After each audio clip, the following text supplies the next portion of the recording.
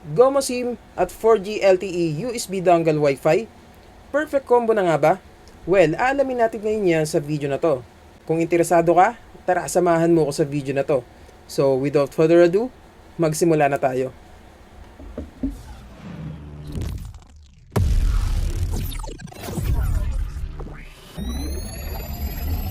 Howdy mga kabady, welcome to my channel, Tricks Body PH here.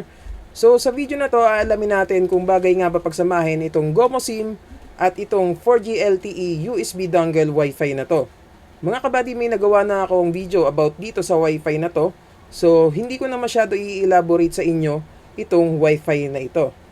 Kung gusto niyo panoorin yung video na yon about sa Wi-Fi na to, check nyo na lang itong link na nandito sa itaas ng screen niyo. Or i-check ninyo sa description dyan sa ibaba. So last month ko pa nabili itong GOMO SIM ko, pero ngayon ko lang nagawa ng video dahil medyo na busy tayo sa work, alam nyo na. Anyway, nabili ko nga pala itong GOMO SIM sa TikTok shop sa halagang 399 pesos. Mga kabady, meron na siyang 30 gig no expiry na data. So nakadepende na sa gaano ka kalakas mag-consume ng data kung gaano katagal maubos yung data mo. Which in my case, ginagamit ko lang siya for emergency purposes. Like for example, lalabas ako pag magka-cash out ng GCash, syempre hindi ko naman madadala yung wifi namin. Yan ang advantage pag may SIM ka na may data. Syempre, need natin ng data pag nag-o-open ng GCash or ng ibang apps. Another example is nung magloko yung PLDT last time. Nakaka-bad trip talaga, di ba? Nasa kasagsagan pa naman ako ng pag-upload ng video noon. So, sobrang bad trip ko nung mga time na yon. Sumabay pa yung PLDT na magloko. Sa mga naka-experience ng pagloloko ng PLDT, comment naman kayo dyan. Hindi sa sinisiraan natin yung PLDT, pero alam ko marami nakaka-experience ng pagloloko ng PLDT, guys. So sana pakiayos naman yung service nyo PLDT. Baka naman maraming napeperwisyo. Okay. So yun na nga, pag may mga ganong senaryo, ginagamit ko tong wifi na to. So sinasalpa ko dito. Okay, so sinasalpa ko dito yung GOMO SIM ko dito sa 4G LTE Wi-Fi na to. And ayun, problem solved na. So hindi man kasing bilis ng Wi-Fi talaga like PLDT or Globe or Converge, pero at least may maaasahan ako na internet. So ngayon ipapakita ko sa inyo kung paano ilagay itong GOMO SIM. Okay, itong GOMO SIM na to dito sa Wi-Fi na to. At testingin natin kung effective ba ito. So mamaya kukuha tayo ng results sa speed test. And then susubukan din natin sa mga social media apps at itatry natin maglaro ng Mobile Legends gamit itong GOMO SIM at USB Wi-Fi na ito. Okay, pero bago yan, kung hindi ka pa nakasubscribe, baka naman. So ngayon, iset aside muna natin itong GOMO SIM at yung 4G LTE Wi-Fi na to. So ngayon, kukunin ko yung SIM card ko dito. Yung GOMO SIM, nakasalpak siya dito sa ating phone. So, ang gagawin ko, tatanggalin ko lang yung SIM card dito, which is yung GOMO SIM, and then isasalpak natin doon sa USB Wi-Fi. Okay, so iset aside muna natin to, and then kukunin ko lang yung SIM card dito. Okay, so mabilis lang naman to, guys. Okay, so kunin lang natin yung SIM card dito. Di ba dito yan? Okay, so ito.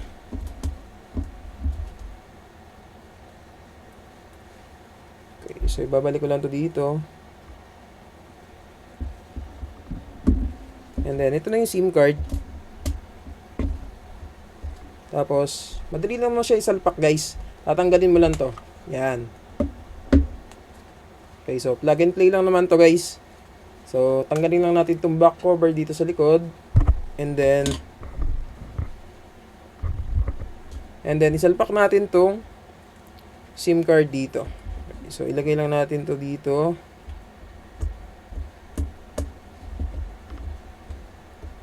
Okay. Yan. So, isasalpak mo lang siya na ganyan. Then, ibalik mo yung cover. And then, lagyan na natin siya dito sa kanyang charger. So, pwede rin naman tong rekta na agad. Kung may extension kayo na may USB port, pwede nyo na i-rekta to. Or sa laptop nyo, pwede nyo na agad isaksak doon sa gilid ng wifi nyo. Ng laptop, sorry. Okay. So, ngayon, dito ko muna siya ilalagay. Yan. So, wait lang natin siya. hintayin lang natin mag-blink yung ilaw dito or magkulay blue bago tayo kumonect.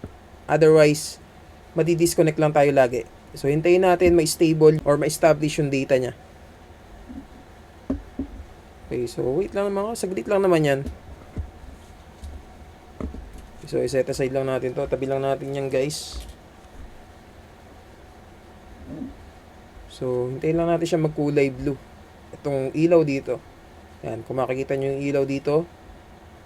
Yan, ito yung Wi-Fi indicator. And then yung signal niya. Okay, yun. So, nagkulay green na. And then, wait lang natin magkulay blue yung Wi-Fi icon. Tsaka tayo kumonect. Okay, so ngayon, tatry natin. Okay, so, punta lang tayo dito sa Wi-Fi. So, nakakonect pa tayo dito sa Wi-Fi namin dito sa PLDT. So, ngayon, i-off ko to.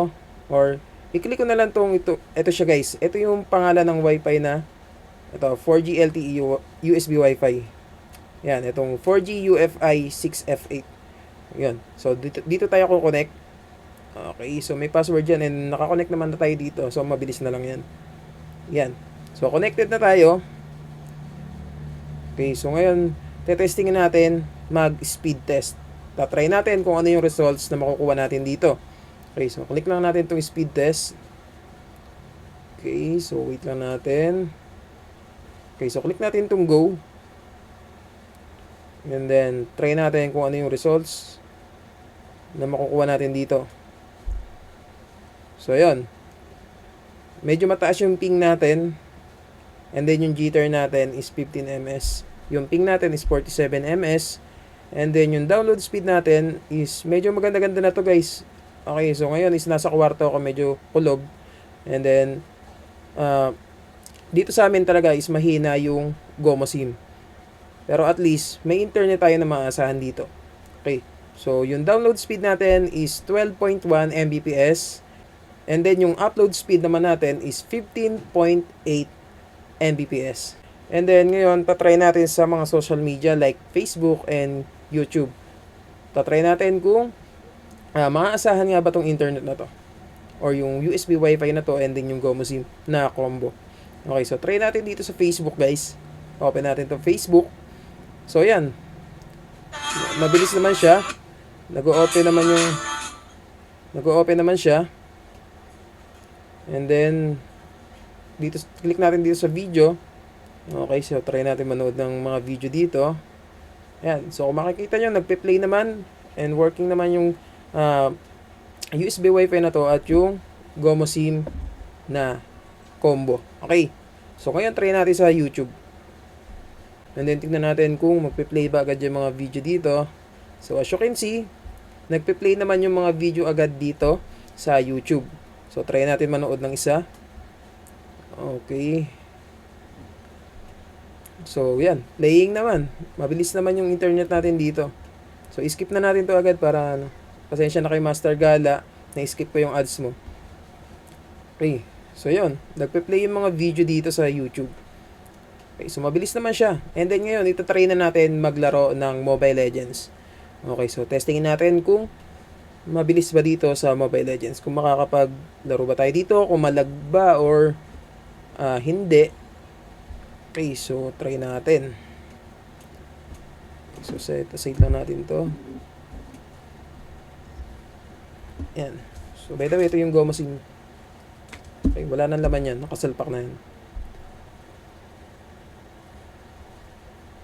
Okay, so try natin maglaro, guys, ha. So, disclaimer lang, guys, hindi tayo pro player. So, wag niyo ako ibabash pagka hindi niyo nagustuhan yung gameplay ko dito. Tatry lang naman natin kung talagang makakapaglaro ba tayo dito ng matiwasay. Ayan. So, hintayin lang natin, guys.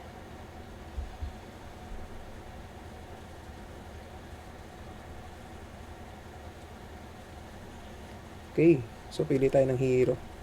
Okay, so ipapakita ko na lang mamaya sa inyo, guys, yung mismong gameplay natin. So, guys, ito nga pala napili natin na hero, si Bruno. Okay. So, sa mga Bruno main dyan. Okay, so shoutout sa inyo.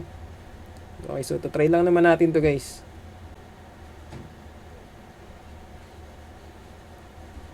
Okay, so malapit na tayo mag-start mga kabady. Okay, so try natin itong USB Wi-Fi na to, and then yung Gomo SIM na isinalapak natin. Kung makakapaglaro ba tayo na maayos dito gamit yung Wi-Fi na to. Okay. Yan. So kung makikita nyo, yung ping natin is nasa 39 ms. Okay, so medyo maganda-ganda na to. Hindi na siya masyadong malag. Okay. Yan. So ilalapit ko sa camera. Okay, so hindi naman siya naglalag mga kabady. Maganda-ganda na to. Try natin kung mabibigyan natin to agad mga kabady. Okay, so uwi agad siya mga kabady.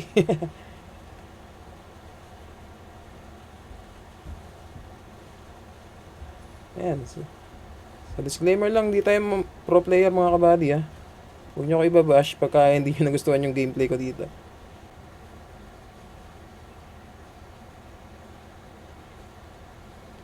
Ayan, so kung makikita nyo, smooth na smooth naman yung ano natin dito, yung laro natin.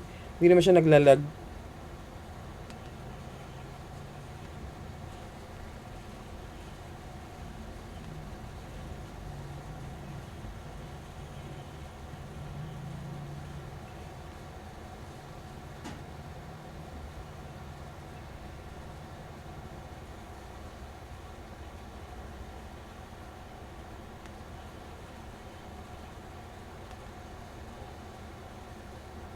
Puntik pa nga siya dun.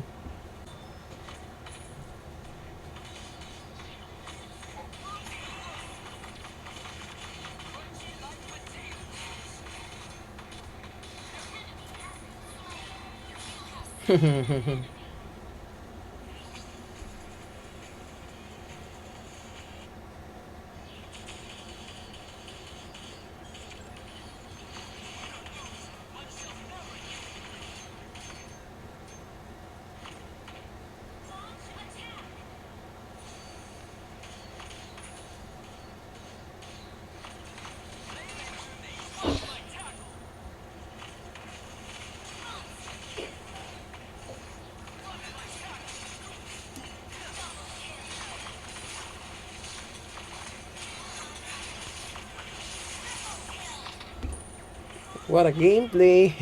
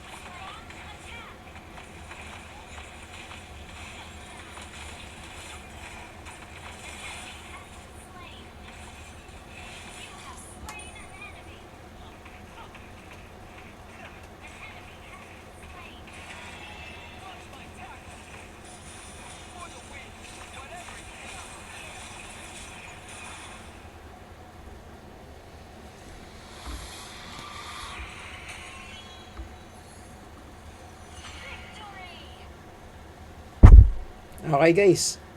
Okay, so makita nyo, smooth na smooth yung gameplay natin. Okay, so nanalo pa tayo.